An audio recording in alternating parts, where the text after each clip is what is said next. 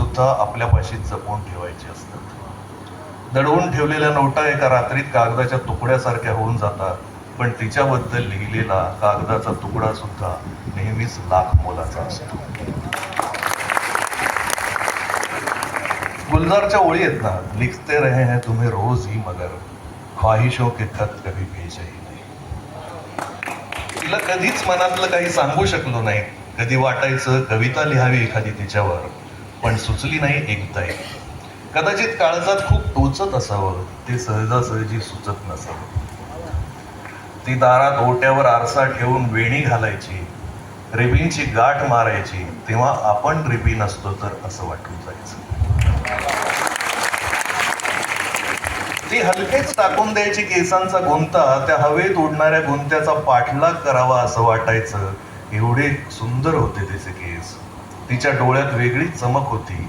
शाळेत सुद्धा गुरुजींनी प्रश्न विचारला की काजवे चमकावेत तसे तिचे डोळे चमकायचे. चुटकी सरशी फळ्यावर गणित सोडवायची. ती गणित सोडवण्याच्या निमित्ताने समोर उभी राहील म्हणून बऱ्याचदा आम्ही गुरुजींना सांगायचो, मला उत्तर येत नाही. ती हुशार होती, पण बाकीच्या हुशार मुलींसारखी नव्हती. शाळेत असताना हुशार मुली नाकतोड्यासारख्या वाटायच्या, पण ती प्रेमळ होती. एकदा शाळेत जात असताना वाटेत तिला झाडाच्या चिंचा तोडून दिल्या होत्या, तर शाळेतून परत येताना तिने तिची स्वतःची भूगोलाची वही दिली मला. म्हणाली, उद्या पूर्ण करून दे, तू शाळेत काही लिहितच नाहीस. रात्रभर तिची वही धरून बसलो होतो डोळ्यांसमोर. एवढं सुंदर अक्षर होतं की 100 वेळा तरी वाचून काढली असेल मी ती भूगोलाची वही. त्या वर्षी मी गुरुजींना सुद्धा भूगोल शिकवला असता, एवढा पाठ झाला.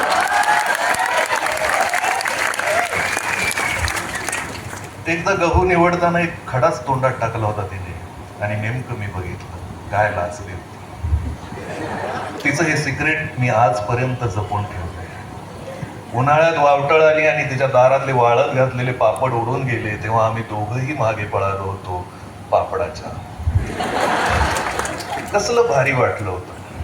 गोल गोल फिरत जाणारी वावटळ, डोळ्यात जाणारा पालापाचोळा आणि बेभान होऊन धावणारे आम्ही दोघं. दम लागल्यावर थांबलो तेव्हा तिचे केस फार विस्कटून गेले होते. लिंबाचं पिवळं झालेलं पान तिच्या गालाला चिकटून बसलं होतं. आमच्या गोष्टीतलं तेवढं एकच पान आता शिल्लक आहे माझ्याजवळ.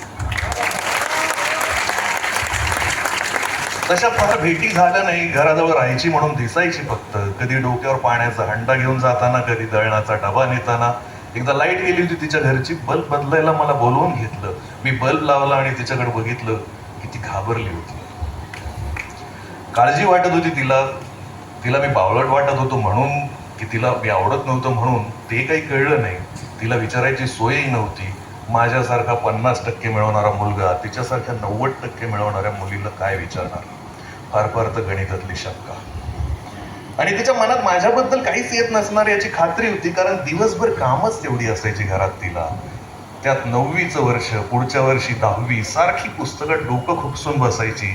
तिला ओट्यावर अभ्यास करताना बघून आई सारखं मला म्हणायची, तिच्याकडे बघ जरा. आता आईला काय माहित, मी तिच्याकडेच बघत.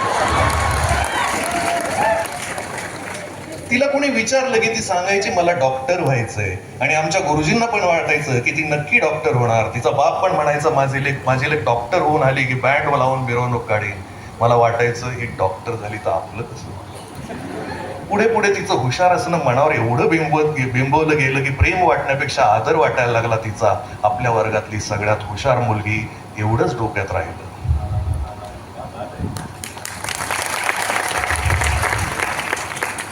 दरवर्षीप्रमाणे ऊस तोडणीचा हंगाम आला. या वर्षी पण तिचे आई वडील ऊस तोडायला जाणार. आजी आणि तीच असायची घरी. नेमकं त्याच वर्षी तिची आजी वारली. 9वीतली पोरगी एकटी कशी सोडून जायचं आणि परक्या गावात तरी कसं न्यायचं. तिथं आधीच 12 गावचे लोक, काय करायचं. अचानक एक दिवस बँडचा आवाज यायला लागला. तिच्याच दारात. 9वीतच लग्न झालं तिचं. तिला 10वीची परीक्षा द्यायची होती, पण नवरदेव 10वी नापास होता म्हणून घरचे नाही म्हणाले. तिला शेवटचं बघितलं ते हळदीत. शाळेच्या फ्रॉकमध्ये पाहायचो. साडीत बघून हैराण झालो. खूप दूरची कोणीतरी वाटली, ओळख नसलेली. नंतर कधी एखाद्या डॉक्टरकडे गेलो की आठवतं, तिला पण डॉक्टर व्हायचं होतं. आता 2 लेकरं घेऊन फिरते का कोणाच्या शेतात काम करते. कधी वावटळ आली की प्रश्न पडतो, ती सध्या काय करते.